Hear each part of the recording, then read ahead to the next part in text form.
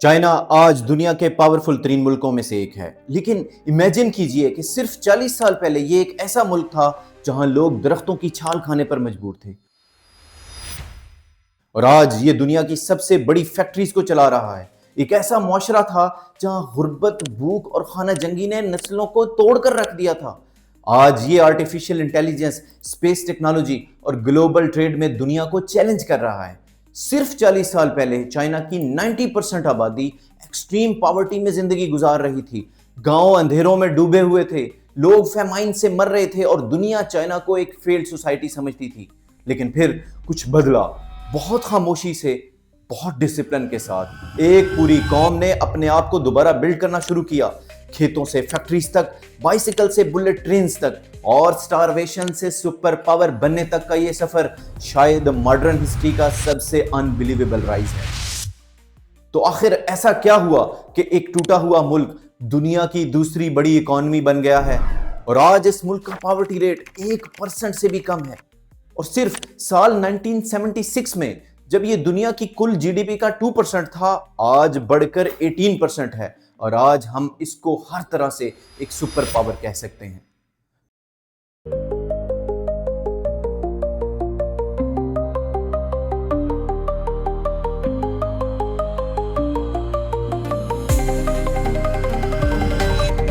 तो ये सब कैसे पॉसिबल हुआ कि इतनी बड़ी ट्रांसफॉर्मेशन हो गई कि एक ही जनरेशन ने एब्सोल्यूट पॉवर्टी से इतनी बड़ी इकोनॉमिक प्रोग्रेस और एडवांसमेंट देख ली?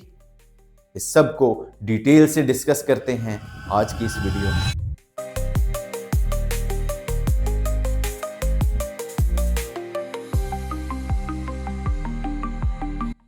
चाइना सिर्फ एक कंट्री नहीं बल्कि हजारों साल पुरानी एक कदीम सिविलाइजेशन है।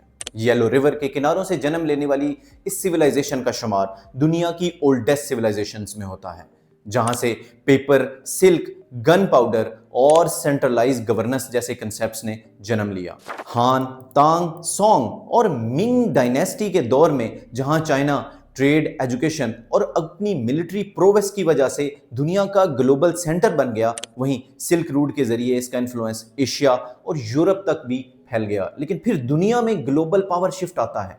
कॉलोनियल वेस्टर्न पावर्स की नजरें इस रीजन पर पड़ती हैं और इसके साथ साथ रिजर्जेंट जापान भी बार बार चाइना के ऊपर हमला करता है, जिसकी वजह से 18th और 19th सेंचुरी में चाइना कमजोर पड़ जाता है। वेस्टर्न पावर्स की तरफ से इन्फ्लिक्ट किए गए ओपियम वॉर्स, अनइक्वल ट्रीटीज और फॉरेन ऑक्यूपेशन से ह्यूमिलेशन और इंटरनल कोलैप्स हो जाता है, जिसकी वजह से 1911 में इसकी आखिरी डायनेस्टी, किंग डायनेस्टी, ओवरथ्रो की जाती है। मगर ये सिविल वॉर भी लैंडलॉर्ड्स की हिजीमनी को ख़त्म नहीं कर सकता, जिसकी वजह से चाइना में दो पार्टीज, माओ जेडोंग की कम्युनिस्ट पार्टी और चियांग काई शेक की नेशनलिस्ट पार्टी बहुत मजबूत हो जाती हैं।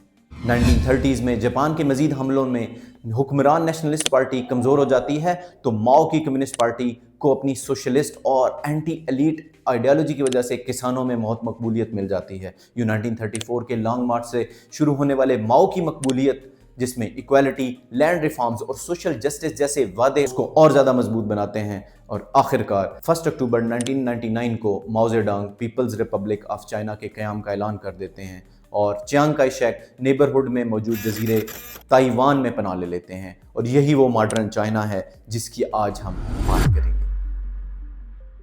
1949 वो साल था जिसमें एक अंदाजे के मुताबिक दुनिया में हर 5वां इंसान एक चीनी किसान था। यही वो लम्हा था जब माओ की पार्टी ने वो जमीन जो लैंडलॉर्ड्स के पास थी उनसे लेकर किसानों में रीडिस्ट्रीब्यूट करना शुरू कर दी और 1952 तक तकरीबन 300 मिलियन किसानों के दरमियान जमीन को तकसीम करके कम्युनल हाउस होल्ड बना दिए गए, लेकिन कलेक्टिव ओनरशिप अब भी स्टेट के पास थी। इसके बाद लिटरेसी रेट को बेहतर बनाने के लिए, जो कि तब सिर्फ 20% था, मंडारिन लैंग्वेज को सिंप्लीफाई करना शुरू कर दिया गया। माओ खवातीन की अहमियत को जानते थे और उनका कहना था कि women hold up half the sky. तो उनको एम्पावर करने के लिए उन्होंने 1950 में मैरिज लॉ को पास किया, जिसके बाद खवातीन को मैरिज और डाइवोर्स के राइट्स दिए गए और इसके अलावा अरेंज मैरिज, चाइल्ड मैरिज और ब्राइड बाइंग एंड सेलिंग को भी चाइना में गैर कानूनी करार दे दिया गया। माओ जेडोंग ने 1953 में सेंट्रलाइज प्लानिंग के तहत पहले 5 ईयर प्लान का ऐलान किया, जो कि सोवियत इंस्पायर्ड और सोवियत स्पॉन्सर्ड थे और इसमें कोल, आयरन और स्टील के टारगेट्स रखे गए। इन प्लान्स के नतीजे में आउटपुट टारगेट से भी एक्सीड कर गई, तो इस कामयाबी के बाद माओ ने मजीद एम्बिशियस टारगेट रखने का ऐलान किया।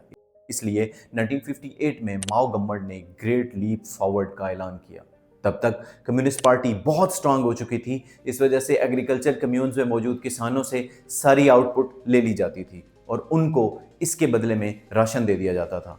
और 1956 से ऑनवर्ड किसानों की आउटपुट को पार्टी वर्कर्स ने इन्फ्लेटेड रिपोर्ट्स में ज़्यादा शो किया, जबकि हकीकत में यहाँ ग्रेन क्रॉप्स की आउटपुट कम हो रही थी। इसके अलावा 4 पेस्ट कैंपेन लॉन्च की गई, जिसके तहत अथॉरिटीज़ ने ऑर्डर किया कि मॉस्किटोज, फ्लाइज, रैट्स और स्पैरोज को मुकम्मल ख़त्म कर दिया जाएगा। लेकिन इन इकदामात से, जो कि इस ग्रेट लीप फॉरवर्ड का हिस्सा थे, एक इकोलॉजिकल इम्बैलेंस पैदा हुआ और ऐसे इंसेक्ट्स पैदा हो गए जिनको स्पैरोज खाती थी, और उन इंसेक्ट्स ने ग्रेन्स की फसल को तबाह करना शुरू कर दिया। और यूं जब इन्फ्लेटेड आउटपुट को गांव से शहरों में ट्रांसफ़र किया गया, तो गांव में रहने वाले लोगों के लिए ग्रेन्स ख़त्म हो गए। और ऐसे में 1960 में गांव से उठने वाले इस फेमाइन ने चाइना को अपनी लपेट में ले लिया, जिसमें एक अंदाजे के मुताबिक 45 मिलियन लोग, जो कि तकरीबन चाइना की तब की आबादी का 7% थे, भूख और फेमाइन से मर गए। और इसको दुनिया की तारीख का सबसे बड़ा मैन मेड फेमाइन कहा जाता है।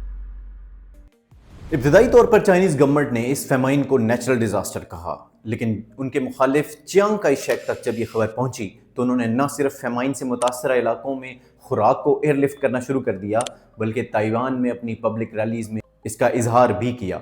आखिर माओ गवर्नमेंट ने इन रियलिटीज़ को एक्नॉलेज किया और इसके बाद माओ रूलिंग पार्टी के चेयरमैन तो रहे, लेकिन फ्रंट लाइन पॉलिटिक्स से पीछे हट गए और उन्होंने गवर्नमेंट का बिजनेस चू एनलाई, लियो शाओकी और डेन जियाओपिंग के हवाले कर दिया।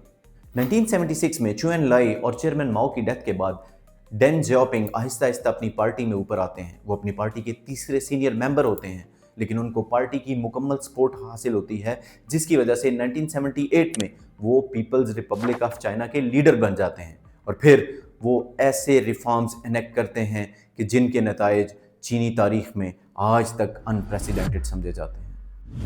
डेन शियाओपिंग को मॉडर्न चाइना का फादर कहा जाता है और उन्हें 4 मॉडर्नाइजेशन के लिए जाना जाता है, जिसके तहत उन्होंने एग्रीकल्चर, इंडस्ट्री, नेशनल डिफेंस और साइंस एंड टेक्नोलॉजी में मॉडर्नाइजेशन की। उनका मानना था कि सोशलिज्म को बगैर पॉवर्टी के ख़त्म किए नहीं लाया जा सकता। 1978 वो साल था जब उन्होंने सदारत संभाली और तब चाइना की 90% पॉपुलेशन एक्सट्रीम पॉवर्टी के नीचे थी। इसलिए उन्होंने development at home and peace abroad का इनिशिएटिव शुरू किया और इकोनॉमिक लिबरलाइजेशन का एक नया मॉडल मुतारफ़ कराया, जिसको सोशलिज्म विद चाइनीज़ कैरेक्टरिस्टिक्स कहा जाता है। और इस मॉडल के तहत मार्केट कैपिटलिज्म के कुछ एलिमेंट्स को अपनाया गया। प्राइस कंट्रोल को लूज़ करके इकोनॉमी के डिसीजंस को डिसेंट्रलाइज किया गया। डेन शियाओपिंग जानते थे कि नेबरहुड में हांगकांग और ताइवान बहुत तरक्की कर चुके हैं, इसलिए उन्होंने हांगकांग से सिर्फ 15 माइल दूर चाइनीज साइड पर शेनज़ेन के करीब एक स्पेशल इकोनॉमिक जोन बनाया। इसी तरह ताइवान के अपोजिट साइड पर ज़ियाओमिन शहर को आबाद किया और इस शहर में स्पेशल इकोनॉमिक जोन कायम किए। और इन स्पेशल इकोनॉमिक जोन का मकसद फॉरेन इन्वेस्टर्स के लिए चाइना को ओपन अप करना और चाइनीज लेबर प्रोवाइड करना था। इसके अलावा इन इन्वेस्टर्स के लिए कम टैक्सेस और रेगुलेशंस भी रखे गए थे। इस तरह चाइना में ये स्पेशल इकोनॉमिक जोन बढ़ाए जाते हैं, जिससे कंपनीज चाइना में इन्वेस्ट करना शुरू कर देती हैं। और इस कामयाबी का अंदाज़ा आज इस बात से लगाया जा सकता है कि 1980 में शेनज़ेन शहर की जीडीपी सिर्फ $0.3 बिलियन थी, जो कि 2020 में बढ़कर $429 बिलियन हो गई। डेन जियाओपिंग ने गांव में मौजूद किसानों पर खास तवज्जो दी। उन्होंने किसानों को कलेक्टिव लैंड ओनरशिप की बजाय इंडिविजुअल ओनरशिप देना शुरू की, जिसको उन्होंने अगले 6 सालों में 90% तक मुकम्मल किया और किसानों को ये फ्रीडम दिया कि वो अपनी मर्जी से कोई भी फसल काश्त करें और एक खास कोटा गवर्नमेंट को दें और बाकी अपनी मर्जी से किसी को भी सेल करें। सिर्फ इस एक फैसले से ग्रीन आउटपुट 60% तक बढ़ गई और चाइना की अपनी एग्रीकल्चर मिनिस्ट्री के डॉक्यूमेंट्स के मुताबिक डेंग के पहले 4 सालों में एग्रीकल्चरल ग्रोथ 7.4% तक इंक्रीज कर गई। यूं चाइना, जहां भूख और अफलास से पूरी सदी में किसानों की दम तोड़ने वाली कहानियां आम थी, अब माजी का हिस्सा बनने लगी। डेन जियाओपिंग ने इंडस्ट्री वर्कर्स पर गवर्नमेंट के टाइट कंट्रोल की बजाय मैनेजर्स और वर्कर्स को भी ये फ्रीडम दिया कि वो अपनी प्रोडक्ट को खुद सिलेक्ट करें कि कौन सा रॉ मटेरियल इस्तेमाल करना है या प्रोडक्ट डिज़ाइन को कैसे करना है। इस सब का मकसद इनमें सेंस ऑफ ओनरशिप लाना था ताकि इंडस्ट्रियल प्रोडक्टिविटी बढ़े, और यही सेंस ऑफ ओनरशिप का उसूल आज चाइना को दुनिया का सबसे बड़ा मैन्युफैक्चरर बनाने में अहम किरदार अदा करता है। डेंग के दौर में चाइना ने अपनी एजुकेशन और हेल्थ पर खास तवज्जो दी। 1986 में एक लेजिस्लेशन के तहत 9 साल तक की एजुकेशन को फ्री और लाजमी करार दे दिया गया, और यही वजह थी कि लिटरेसी रेट जो कि 1982 में 65% था, 2018 में बढ़कर 95% तक पहुंच गया। इस तरह 1982 में जीडीपी का सिर्फ 2% एजुकेशन पर खर्च किया जाता था, जो कि 2012 में बढ़कर 4% कर दिया गया। इसी तरह हेल्थ केयर पर खास तवज्जो दी गई, और आज चाइना अपनी जीडीपी का 5.59% हेल्थ केयर पर खर्च करता है। 1989 में डेंग पॉलिटिकल लाइफ से रिटायर हो जाते हैं तो चाइना में दोबारा तियाननमेन स्क्वायर जैसा वाकया हो जाता है। यूं 1992 में वो दोबारा साउदर्न टूर्स पर निकलते हैं, और अपने पर्सनल इन्फ्लुएंस की वजह से वो रिफॉर्म एजेंडा को फिर से सेंटर स्टेज पर ले आते हैं, और उनकी कोशिशों से 1992 में पार्टी कांग्रेस चाइना की इकोनॉमी को मार्केट सोशलिस्ट इकोनॉमी बनाने का ऐलान कर देती है। ये वो मौका था जब चाइना ने ये डिक्लेयर कर दिया कि अब स्टेट नहीं बल्कि मार्केट ही प्राइसेस को डिटरमिन करेगी, और स्टेट एंटरप्राइजेस अब प्राइवेट कंपनीज बन जाएंगी। इस फैसले से एफडीआई बूम करता है। चाइना की जीडीपी ग्रोथ जो कि 1990 में 3.9% थी से बढ़कर 1992 में 14.2% तक पहुंच जाती है, और पूरे डिकेड में हाई रहती है। वर्ल्ड बैंक के फिगर्स के मुताबिक 1990 में चाइना की 80% पॉपुलेशन एक्सट्रीम पॉवर्टी में रहती थी, जो कि अगले 30 सालों में 0% के करीब चली जाती है। 2001 में चाइना ने WTO ज्वाइन किया क्योंकि चाइना की गुड्स अब दुनिया में ज़्यादा चीपर और मोर कंपेटिटिव हो चुकी थी, और इस तरह चाइना दुनिया का सबसे बड़ा प्रोड्यूसर बन गया। इसके बाद मैसिव एफडीआई इनफ्लो शुरू हो जाते हैं, और कंपनीज अपनी मैन्युफैक्चरिंग असेंबलीज को चाइना भेजना शुरू कर देती हैं ताकि वो इसकी चीप और स्किल्ड लेबर से फ़ायदा उठा सकें। चाइना की इकॉनमी उस रेट से ग्रो करती है कि जो दुनिया सिर्फ हैरत से देख सकती है। 2003 में 10% से लेकर 2017 में 14% तक कंसिस्टेंटली ग्रो करना वर्ल्ड बैंक के मुताबिक इंसानी तारीख में किसी भी इकॉनमी की फास्टेस्ट एक्सपेंशन थी। यूँ वो स्टेज आ जाती है कि जब 2008 में चाइना पहली दफ़ा ओलंपिक्स को होस्ट करता है। ये एक परफेक्ट स्टेज होती है कि चाइना दुनिया के सामने अपनी सस्टेन प्रोग्रेस और फिनोमिनल राइज को शोकेस कर सके, और अपनी ओपनिंग सेरेमनी में चाइना दुनिया को चाइनीज़ कल्चर और उसकी रिचनेस से आगाह करता है। और आखिरकार 2009 में चाइना जापान को ओवरटेक करते हुए दुनिया की दूसरी बड़ी इकॉनमी बन जाता है, और अब ये सिर्फ यूएसए से पीछे था। 2012 में चाइना में नई लीडरशिप आती है, और इस नई लीडरशिप के आने के बाद China technological self reliance, stable exports market और लॉन्ग टर्म स्ट्रेटेजिक डेवलपमेंट जैसे विजन्स पर अपना काम जारी रखता है।